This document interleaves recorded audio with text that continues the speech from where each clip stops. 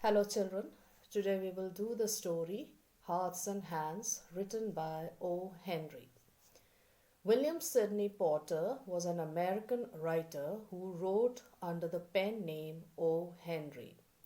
His short stories are well known for their ready wit, gentle humor, and surprise endings. The title of the story, Hearts and Hands, is suggestive and appropriate because it deals with the emotional attachment of a young girl to a counterfeiter. The story is set in a train to Denver, a city in USA. The three main characters are Miss Fairchild, her acquaintance Mr. Easton, and the marshal. The story describes the chance encounter on a train between Miss Fairchild and Mr. Easton. Miss Fairchild is baffled and surprised to see that Mr. Easton is handcuffed to a grim looking man.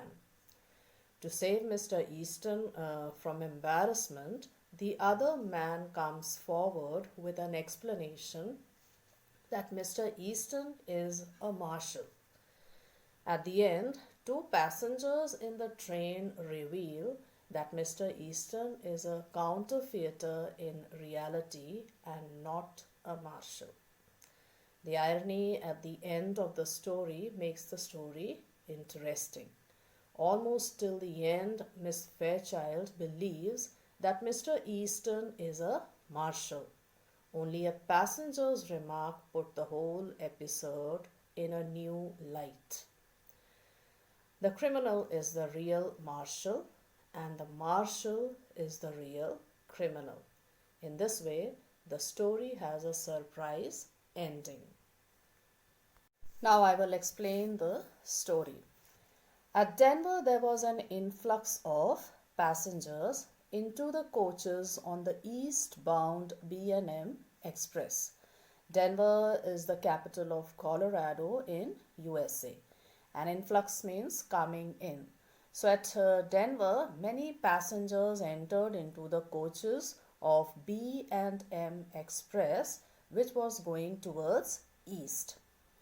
In one coach, there was a very pretty young woman dressed in elegant taste. That is, she was dressed very gracefully and she had all the luxurious comforts around her, which showed that she belonged to a very rich family.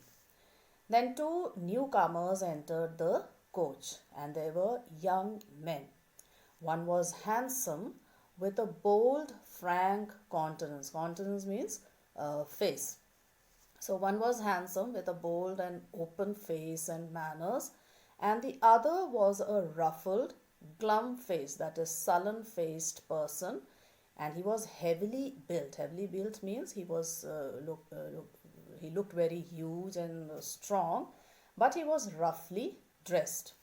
And the two were handcuffed. What was surprising about them, that they both were handcuffed together, which means that one of the two men was a prisoner. Handcuffs, you must be knowing, which the police use to take prisoners to the jail. Handcuffs, which is put on their hands and held by the police so that they don't run away. Now, as they passed down the aisle of the coach, aisle means the passage between the seats. So, as they were moving down the aisle, they found that the only vacant seat means the only empty seat was one facing the attractive young woman, that is right in front of the young lady. Here, the linked couple, that is the handcuffed couple, seated themselves. At first, the young woman looked at them with a distant, swift disinterest, as if she looked at them as if she was not interested.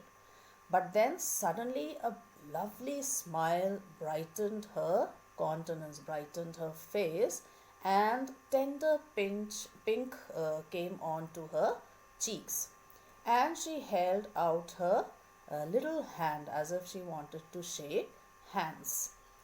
And when she spoke, her voice was full, sweet, and deliberate, as if she was accustomed, that is, as if she was in the habit of speaking and not speaking and be heard.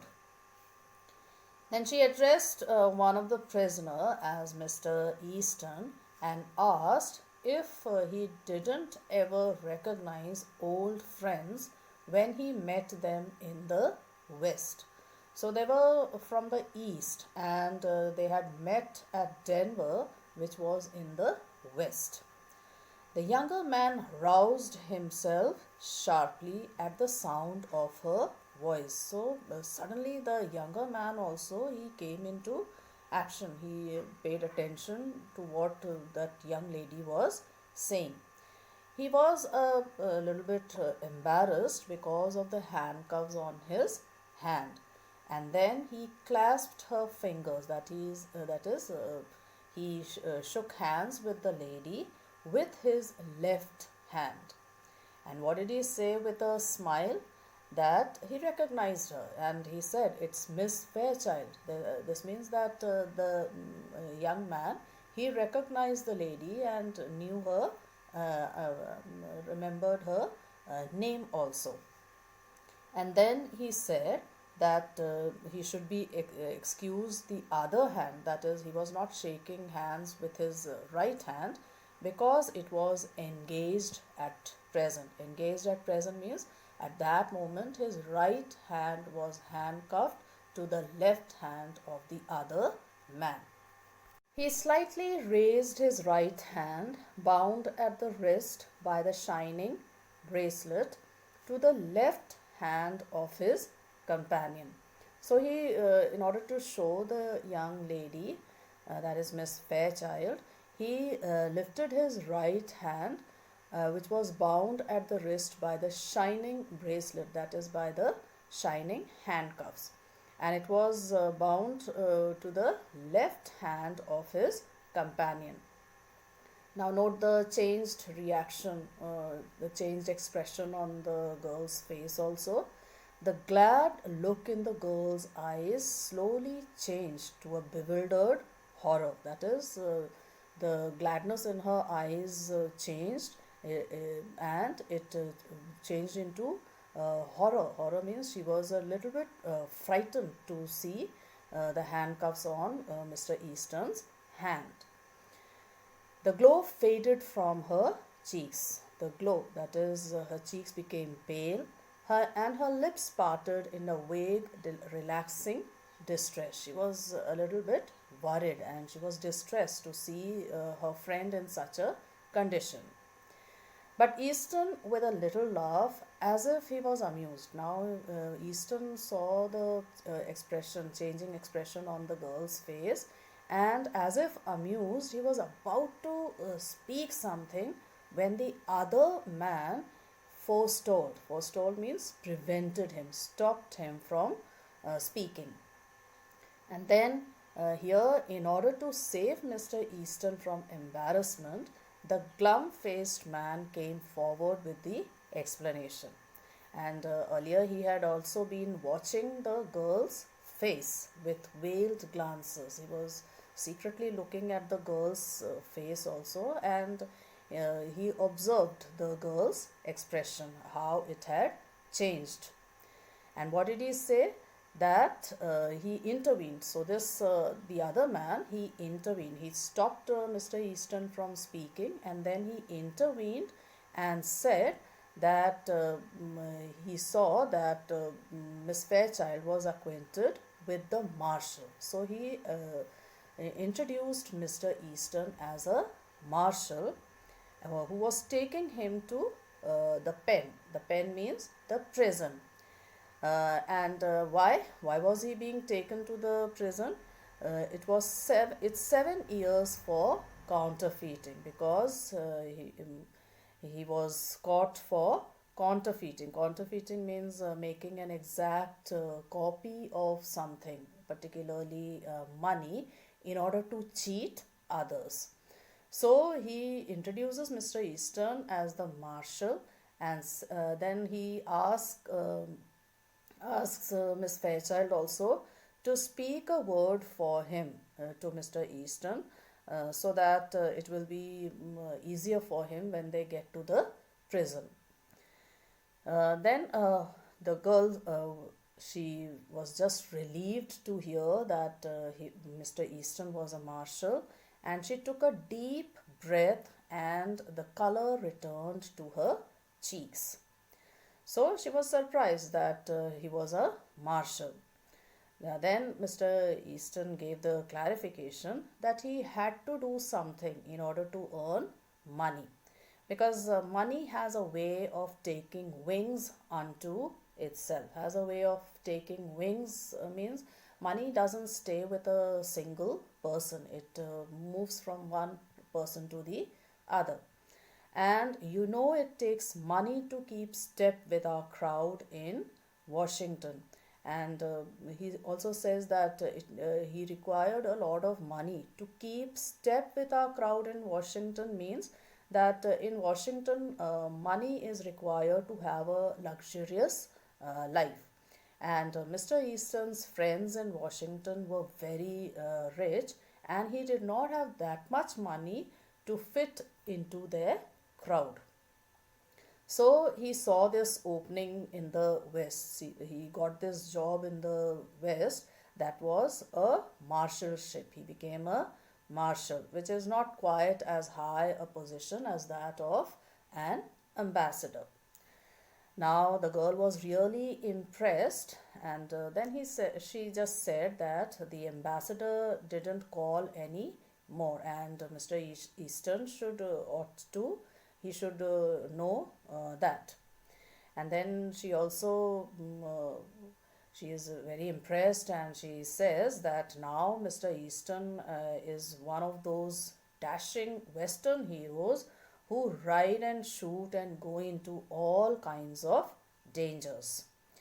And she tells him also that he has been missed from the old crowd. That is, his friends have been missing him in Washington. The girl's eyes, fascinated, went back, widening a little to rest upon the glittering handcuffs. Then again the girl looked at the handcuffs, and she was still a little bit surprised. Now, seeing the surprised look on Miss Fairchild's face, again the other man intervened and said that she should not worry about the handcuffs, because all marshals handcuff themselves to their prisoners to keep them from getting away. So these prisoners are handcuffed to keep them from getting away, means running away. And Mr. Easton knew his business. Then the girl asked a question, that will they see him again soon in Washington? Then what was Easton's reply? That not soon, he thought. He was not going to meet them soon in Washington, because he said that his butterfly days are over. That is, his free and adventurous days were over. Now here we get a hint that he was not going to be free after that. Then the girl goes on to speak about something else, that she loved the West. And while she was speaking, her eyes were shining softly, and she spoke truly and simply, and said that her mother and she had spent the summer in Denver. And then her mother had to go back home a week ago, because father was slightly ill. And then she tells about herself that she could live and be happy in the West, because the air here agrees. That is, she could adjust to the weather in that place. Then while she was going on talking, suddenly the other man, he angrily started speaking to Mr. Easton. And then he angrily said to Mr. Easton that it wasn't quite fair, because he wanted to have a smoke. He had not smoked the whole day, and now he wanted to smoke. So he told Mr. Easton to take him in the smoker. Smoker is a car or a coach in a train which is used by passengers who want to smoke, because they are not allowed to smoke in public. So they go into the smoker when they want to drink or smoke. So here the other man, he wanted to take Mr. Easton away from there. I am half dead for a pipe. Half dead for a pipe means that he was craving, he had a strong desire to smoke. Now here the other man, he had something going on in his mind also. When he saw these two people talking, he thought that Mr. Easton might reveal something about himself. So he wanted to take him away from there, take him away from Miss Fairchild. So the bound travelers rose to their feet. They got up, and Easton, with the same slow smile on his face, and then he said that he could not deny the petition, the request for a tobacco, because it's the one friend of the unfortunate. One friend of the unfortunate means people who are unfortunate, the smoking is the only is their only friend which gives them some comfort. So he bade goodbye to Miss Fairchild, and he held out his hand for a farewell.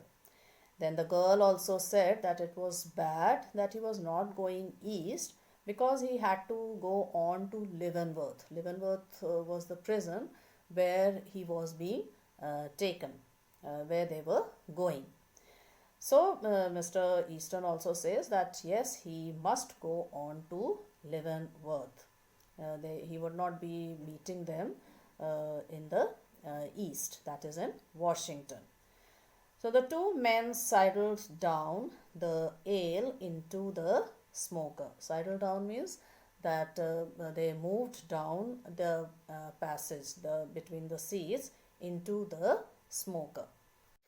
Now there were two passengers who were sitting nearby, and they were listening to the conversation going on between Miss Fairchild, Mr. Easton, and the other man.